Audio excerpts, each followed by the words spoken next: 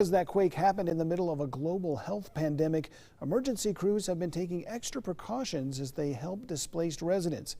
ABC4's Jason Wynn and his photographer had to go through COVID-19 screenings while in Magna covering the earthquake. Here's Jason with the story.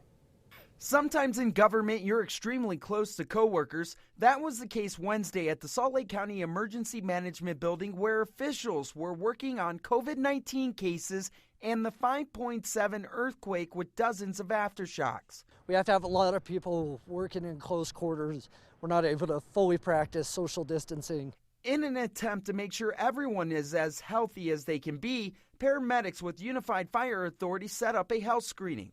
This is just an extra level of protection for ourselves, for our families, just to make sure everyone who's here who has to work close together is healthy. One of the things paramedics are checking is if you have a fever, anything over 100 degrees. 96.9. Which is good news for me. You'll also be asked a few questions like if you've been in contact with a person who has a confirmed case of COVID-19, a cough, shortness of breath, or a sore throat.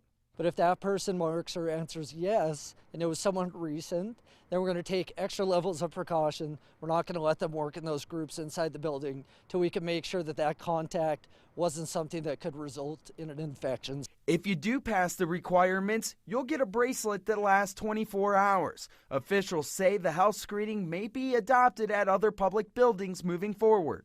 I think that's been talked about, especially those buildings where they have to have a constant influx of people or people working in such close proximity like we do here. The good news about the health screening is it gives officials a good place to start tracking down points of contact in case there is an exposure. In South Salt Lake, I'm Jason Wynn, ABC4 News.